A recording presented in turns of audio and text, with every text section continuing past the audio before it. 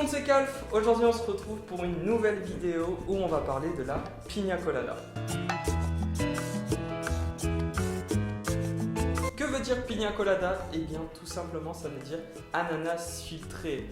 C'est le nom que l'on donnait tout simplement à un ananas qui était servi sur glace.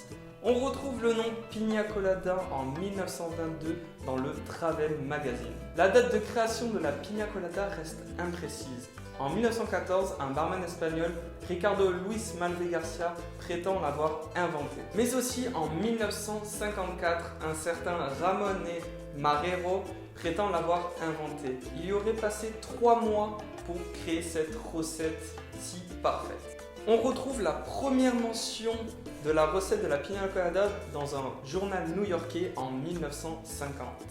Donc, pour dire à quel moment la recette a été inventée, ça reste un peu compliqué, mais on retrouve le plus souvent la recette de 1954. Et finalement, en 1978, elle devient la boisson officielle de Porto Rico. Maintenant, on passe à la recette.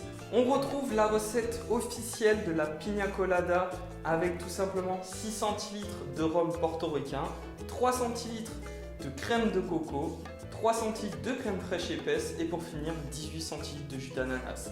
Il est fait au shaker et servi dans un tumbler. Mais moi aujourd'hui, je vais vous faire ma recette favorite de la Piña Colada qui pour moi reste plus équilibrée, plus fraîche et on utilise vraiment un ananas frais. La recette est faite tout simplement dans un blender et elle est servie bien sûr dans un ananas frais.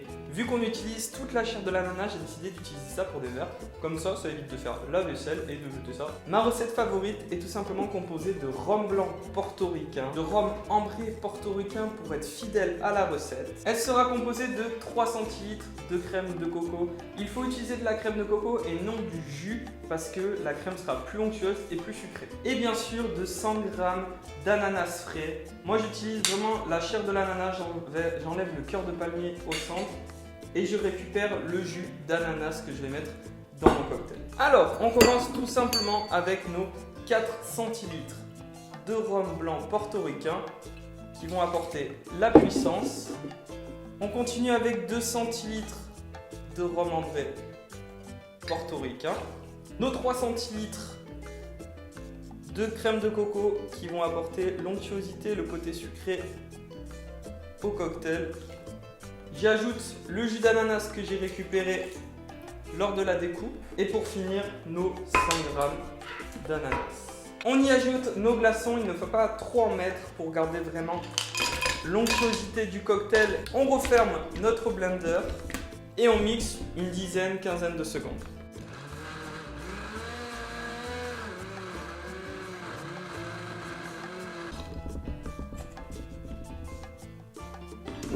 Et on peut servir notre cocktail dans l'ananas qu'on a découpé tout à l'heure.